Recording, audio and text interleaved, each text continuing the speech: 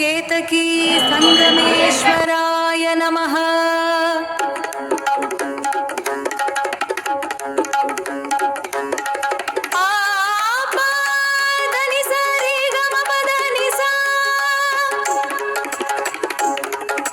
सरिगमपदनिसा रिगमपदनिसा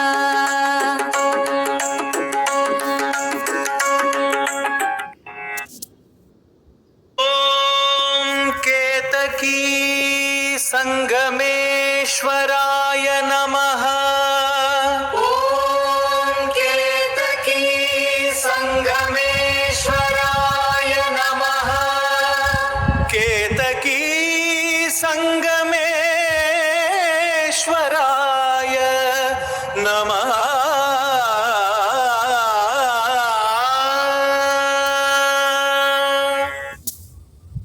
hello friends, welcome to Mallik's journey.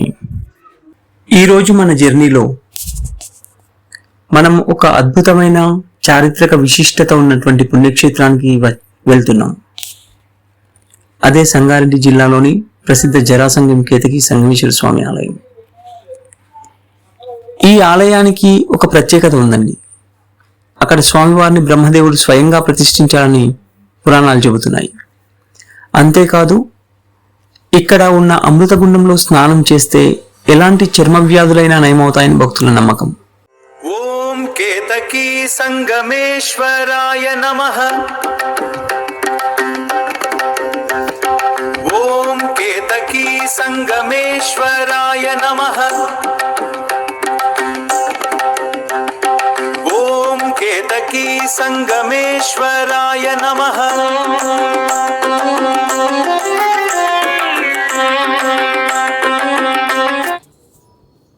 ఈరోజు ఈ వీడియోలో మనం కేతకి సంగమేశ్వర స్వామి వారి క్షేత్ర విశేషాలు, ఆలయ చరిత్ర మరియు లైవ్ దర్శన విశేషాలను చూడబోతున్నాం. ఇంకెందుకు ఆలస్యం, పదండి స్వామివారిని దర్శించుకుందాం. వీడియోలోకి వెళ్లే ముందు చిన్న మాట, మన ఛానల్ని ఇంకా ఎవరైనా సబ్స్క్రైబ్ చేసుకోకపోతే వెంటనే సబ్స్క్రైబ్ చేసుకోండి. Let's start our journey. ఓం కేతకీ సంగమేశ్వరాయ నమః. ఓం కేతకీ సంగమేశ్వరాయ నమః. కేతకీ సంగమేశ్వరాయ నమః.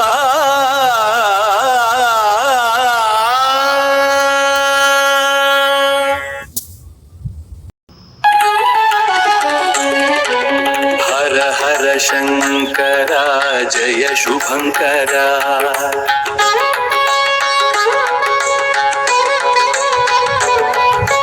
నీ నామ స్మరణే తారక మంత్రం.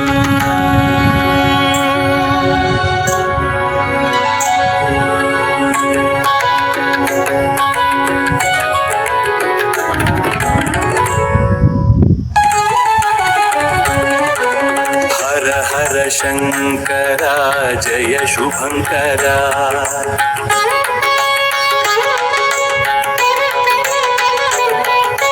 నీ నామ స్మరణే తారక మంత్రం.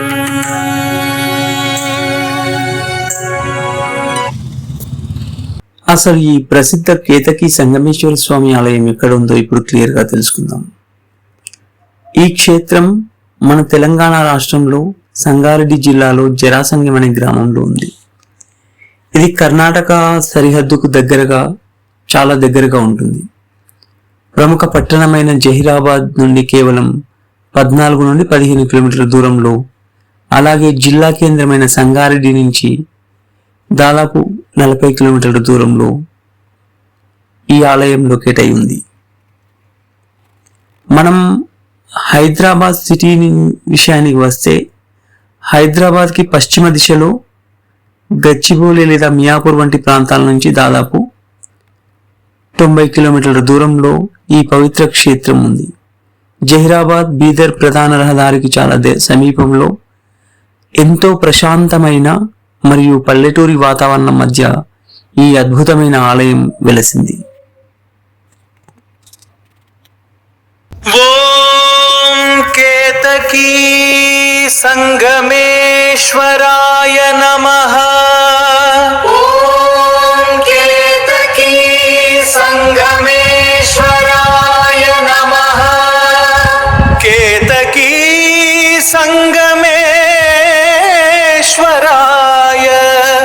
నమః.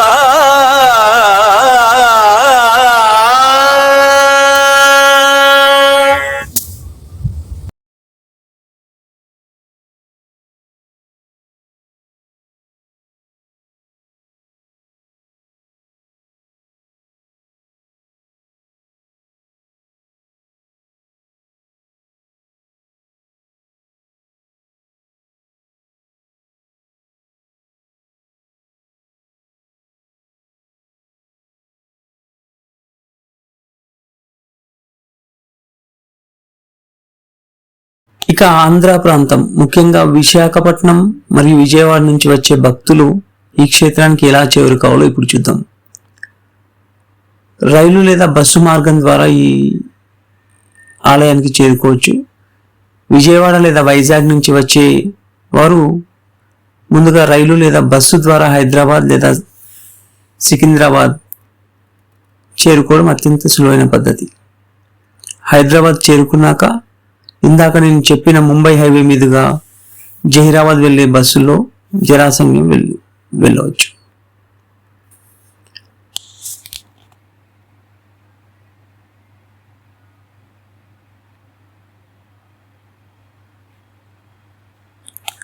ఒకవేళ మీరు ఫ్లైట్లో రావాలనుకుంటే వైజాగ్ లేదా గన్నవరం ఎయిర్పోర్ట్ నుండి హైదరాబాద్ శంషాబాద్ ఎయిర్పోర్ట్కి చేరుకోవచ్చు. అక్కడ నుంచి ఔటర్ రింగ్ రోడ్డు ORR మీదుగా ముంబై హైవే కనెక్ట్ అయ్యి కేవలం 2 గంటల్లో కార్ లేదా క్యాబ్ ద్వారా నేరుగా ఆలయానికి చేరుకోవచ్చు. సొంత వాహనాల్లో వచ్చేవారి కోసం విజయవాడ నుంచి సొంత కార్లలో వచ్చేవారైతే విజయవాడ హైదరాబాద్ హైవే NH65 మీదుగా హైదరాబాద్ చేరుకొని సిటీ ట్రాఫిక్లోకి వెళ్లకుండా ORR ఎక్కి పటంచెరువు వద్ద ఎగ్జిట్ వద్ద దిగాలి. అక్కడి నుంచి నేరుగా జహీరాబాద్ రూట్లో జరాసంగం చేరుకోవచ్చు. విజయవాడ నుంచి దాదాపు 380 కిలోమీటర్ల దూరంలో ఉంటుంది.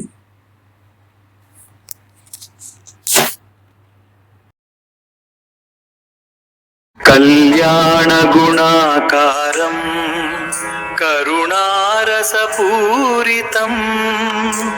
జరాసంగమ క్షేత్రాన వెలిసిన శ్రీ సంగమేశ్వర తత్వ ప్రకాశం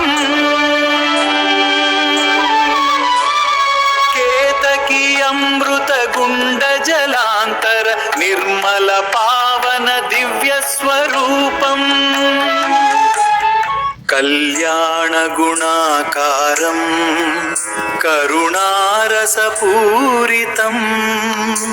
జరాసంగమ క్షేత్రాన వెలిసిన శ్రీ సంగమేశ్వర తత్వ ప్రకాశం కేతకీ అమృత గుండ జలాంతర నిర్మల పావన దివ్య స్వరూపం ఆకారం కరుణారసపూరితం జరాసంగమ క్షేత్రాన వెలిసిన శ్రీ సంగమేశ్వర తత్వ ప్రకాశం కేతకీ అమృత గుండ జలాంతర నిర్మల పావన దివ్య స్వరూపం కళ్యాణ గుణాకారం కరుణారసపూరితం జరాసంగమ క్షేత్రాన వెలిసిన శ్రీ సంగమేశ్వర తత్వ ప్రకాశం కేతకీ అమృత గుండ జలాంతర నిర్మల పావన దివ్య స్వరూపం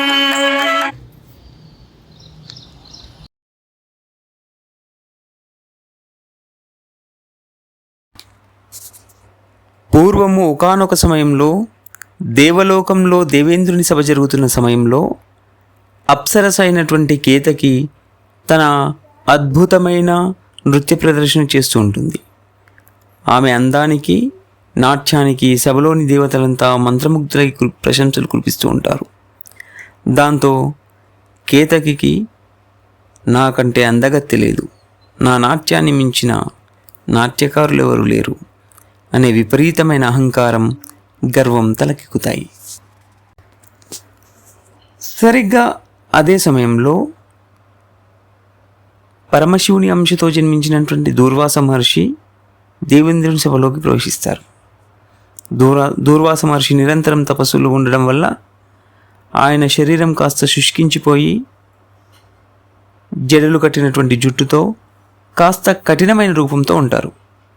ఆయన సభలోకి రాగానే ఇంద్రుడితో సహా దేవతలందరూ లేచి నిలబడి భయభక్తులతో ఆయనకి నమస్కరిస్తారు, గౌరవిస్తారు. కానీ అప్పటికే గర్వంతో ఊగిపోతున్నటువంటి కేతకి మాత్రం దూర్వాస మహర్షిని చూసి గౌరవించకపోగా ఆయన వేషధారణను, రూపురేఖల్ని చూసి మనసులో తక్కువ చేసి చూస్తుంది. సభలో అందరూ చూస్తుండగానే ఆయన వంకర టింకర నరకను రూపాన్ని చూసి ఎగతాళిగా నవ్వుతుంది. ముని సభలోకి వచ్చినా కూడా తన నృత్యాన్ని ఆపకుండా, ఆయనకు దారి ఇవ్వకుండా అహంకారంతో ప్రవర్తిస్తుంది. ముల్లోకాలలో ఎంతటి వారైనా దూర్వాస మహర్షి యొక్క కోపానికి భయపడతారు. అలాంటిది ఒక అప్సరస తన తపశ్శక్తిని, తన రూపాన్ని అంతటి ఇంద్రసభలో అవహేళన చేయడాన్ని చూసినటువంటి ఆ దూర్వాస మహాముని తట్టుకోలేకపోయారు. తనని అవమానించినందుకు ఆమె యొక్క గర్వాన్ని అణచడానికి తీవ్రమైన ఆగ్రహంతో ఈ విధంగా శపించారు. ఓ కేతకి, రూపగర్వంతో, నృత్య అహంకారంతో కళ్ళు మూసుకుపోయి ఒక మహర్షిని చూసి ఆ మహర్షికి ఇవ్వాల్సినటువంటి కనీస గౌరవాన్ని కూడా ఇవ్వడానికి కూడా మర్చిపోయావు. ఏ రూప సౌందర్యాన్ని చూసుకొని నువ్వు ఇంతలా విర్రవీగుతున్నావో ఆ సౌందర్యం దేవలోకంలో ఉండడానికి వీల్లేదు. నీవు వెంటనే చేతనలేని ఒక జడవృక్షానివై భూలోకంలో పడిపోవుగాక అని చెప్పించాడు. ఆ విధంగా కేసకి చేసినటువంటి అపరాధానికి దూర్వాస మహర్షి ఆమెకు మొగలివనంగా మారిపోమ్మని చెప్పి శాపం ఇచ్చారు. పురాణాల ప్రకారం ఒకసారి బ్రహ్మదేవునికి, విష్ణుమూర్తికి మధ్య మన ఇద్దరి మధ్యలో ఎవరు గొప్ప అనే వివాదం రేగుతుంది. ఆ వివాదాన్ని పరిష్కరించడానికి పరమేశ్వరుడు ఒక మహా అగ్నిస్తంభం, జ్యోతిర్లింగ రూపంలో వారిద్దరి మధ్య ఆవిర్భవిస్తాడు. ఆ లింగం యొక్క మొదలును అంటే అడుగు భాగాన్ని, చివరను అంటే పై భాగాన్ని ఎవరు కనుగొంటారో వారే గొప్ప అని శివుడు చెబుతాడు. విష్ణుమూర్తి వరాహ రూపాన్ని ఎత్తి భూమిని తొలుచుకుంటూ కిందికి వెళ్తాడు. కానీ ఎంతకీ శివలింగం మొదలును కనుగొలేక అలసిపోయి వెనక్కి వచ్చి కనుగొనలేకపోయాను అని నిజం ఒప్పుకుంటాడు. బ్రహ్మదేవుడు హంస రూపంలో పైకి వెళ్తాడు. ఎంత దూరం వెళ్ళినా లింగం చివర కనిపించదు. అంతలో పైనుంచి కిందకి రాలిపడుతున్నటువంటి ఒక మొగలి పువ్వు బ్రహ్మకు కనిపిస్తుంది. బ్రహ్మ ఆ పువ్వును ఆపి తాను శివలింగం అగ్రభాగాన్ని చూశానని, శివుడికి అబద్ధం చెబుతానని దానికి సాక్ష్యంగా నిలబడమని కోరుతాడు. బ్రహ్మదేవుడు ఆ మొగలి పువ్వును సాక్ష్యంగా పెట్టి నేను లింగం చివరను చూసి వచ్చానని అసత్యం చెబుతాడు. సర్వజ్ఞుడైనటువంటి ఆ పరమేశ్వరుడు ఆగ్రహించి బ్రహ్మదేవునికి భూలోకంలో పూజలుండవని శపిస్తాడు. అలాగే అసత్య సాక్ష్యం పలికినందుకు గాను ఇక ఏ పూజలోనూ ఏ కార్యంలోనూ మొగలి పువ్వు శివార్చనకు పనికిరాకుండా పోవుగాక అని చెప్పి కేతకీ పుష్పాన్ని శపిస్తాడు.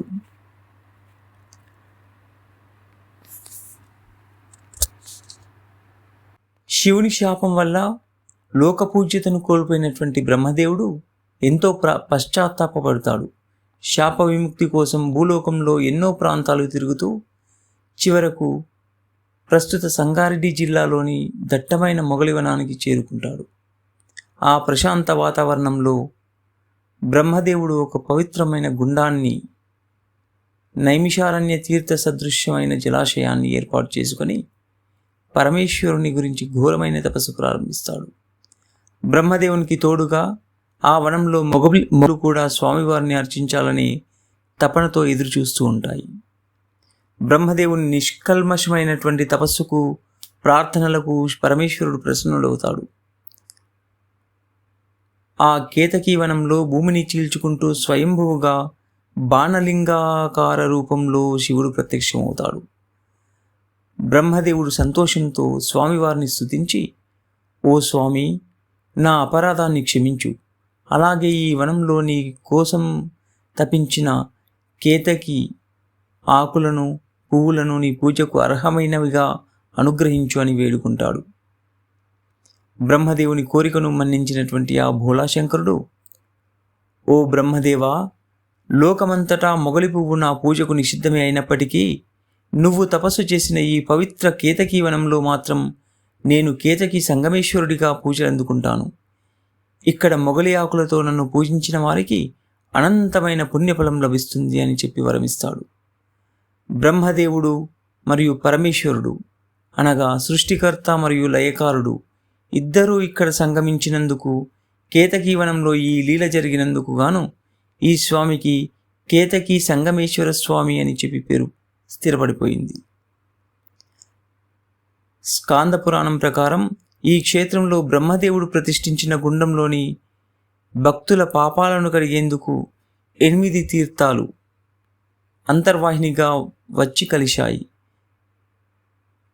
కాశీలోని గంగానది లోపలి పొరల గుండా ప్రవహిస్తూ వచ్చి ఇక్కడ సంగమించడం వల్ల ఆ ప్రాంతానికి జరాసంగం అని పేరు వచ్చిందని, అందువల్లే దీనికి దక్షిణ కాశీగా పిలుస్తారని స్కాంద పురాణంలోని క్షేత్రమహత్యం ఘోషిస్తుంది. కృతయుగంలో సూర్యవంశానికి చెందిన కుపేంద్ర మహారాజు అనే ఒక రాజుండేవాడు. ఆయన ఒక తీవ్రమైన నయం కాని చర్మవ్యాధితో బాధపడుతుండేవాడు.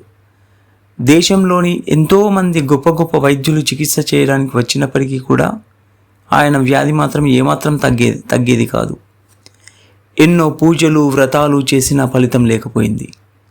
ఒకరోజు కుపేంద్ర మహారాజు వేట కోసమని అడవికి వెళ్ళాడు. అలా తిరుగుతూ ఒక ప్రశాంతమైన మొగలివనాన్ని చేరుకున్నాడు. అక్కడ తీవ్రమైన అలసట, దాహం వేయడంతో పక్కనే ఉన్న ఒక నీటి గుండాన్ని చూశాడు. ఆ నీటి గుండంలోని నీటితో మొహం కడుక్కొని స్నానం చేశాడు. ఆశ్చర్యకరమైన విషయం ఏంటంటే, ఆయన ఆ గుండంలో స్నానం చేసి ఒడ్డుకు రాగానే రాజు ఒంటిపై ఉన్నటువంటి చర్మవ్యాధి మొత్తం మాయమైపోయింది. ఎంతో కాలంగా పీడిస్తున్న వ్యాధి క్షణాల్లో తగ్గిపోవడంతో ఆ రాజు ఆనందానికి అవధులు కూడా లేకుండా పోయాయి. అదే రోజు రాత్రి కుపేంద్ర మహారాజు కల్లో పరమశివుడు సంగమేశ్వర స్వామి ప్రత్యక్షమయ్యాడు. ఓ రాజా, నువ్వు స్నానం చేసిన గుండం ఉన్న ప్రదేశంలో భూగర్భంలో బ్రహ్మదేవుడు ప్రతిష్ఠించిన శివలింగం ఉంది. దాన్ని వెలికితీసి అక్కడ అందమైన ఆలయాన్ని నిర్మించు అని ఆదేశించాడు. స్వామివారి ఆదేశం మేరకు కుపేంద్ర మహారాజు ఆ శివలింగాన్ని వెలికితీసి అక్కడ భవ్యమైనటువంటి సుందరమైనటువంటి ఒక ఆలయాన్ని నిర్మించాడు. రాజుకు ప్రాణభిక్ష పెట్టినటువంటి ఆ నీటి ప్రవాహాన్ని ఒక పెద్ద పుష్కరిణిగా మార్చాడు. దీనికే అష్టతీర్థ అమృత గుండం అని పేరు.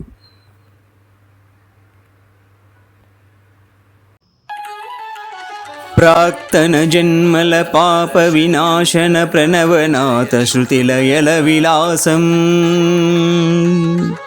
ముక్కంటి చూపుల కాంతి పుంజమై ముక్తిని పంచే పరమ నివాసం. ఓం కేతకీ సంగమేశ్వరాయ నమః.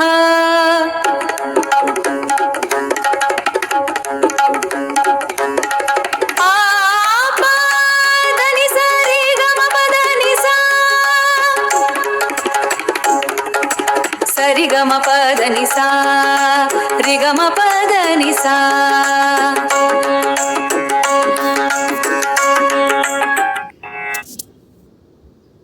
కళ్యాణ గుణాకారం కరుణానిధానం కరుణారసపూరితం జరాసంగమ క్షేత్రాన వెలిసిన శ్రీ సంగమేశ్వర తత్వ ప్రకాశం కేతకీ అమృత గుండ జలాంతర నిర్మల పావన దివ్య స్వరూపం కళ్యాణ గుణాకారం కరుణారసపూరితం జరాసంగమ క్షేత్రాన వెలిసిన శ్రీ సంగమేశ్వర తత్వ ప్రకాశం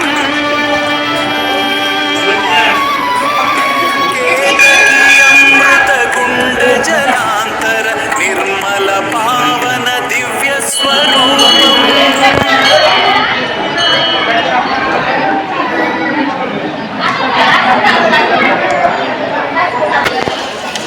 సంగమేశా జయ జగదీశా కేతకి బనవాసా ఈశా వెలగువె కరుణేశా మంగళ హారతి పరమేశా ధారునియోలు నామ విఖ్యాత దక్షిణ కాశీ క్షేత్ర దక్షిణ కాశీ క్షేత్ర అఘనాశా అగణిత పోషా అగణిత మహిమేశా ఈశా ಬೆಳಗುವೆ ಕರುಣೇಶ ಮಂಗಲ ಹಾರತಿ ಪರಮೇಶ ಸಂಗಮೇಶ ಜಯ ಜಗದೀಶ ಕೇತಕಿ ಬನವಾಸ ಈಶಾ ಬೆಳಗುವೆ ಕರುಣೇಶ ಮಂಗಲ ಹಾರತಿ ಪರಮೇಶ ಋಷಿ ಶಾಪಾಂಕಿತ ನಿಡುದು ಕೇತಕಿ ನಿತ್ಯಾ ಸಾಕ್ಷಿ ಅನ್ಯ ನಿತ್ಯಾ ಸಾಕ್ಷಿ ಅನ್ಯ ಜಂಗಮವೇಶ ಭೂ ಸರ್ವೇಶ ನಾಗಪನಿ ಭೂಷಾ ಈಶಾ ಬೆಳಗುವೆ ಕರುಣೇಶ ಮಂಗಲ ಹಾರತಿ ಪರಮೇಶ ॐ केतकी सङ्गमेश्वराय नमः।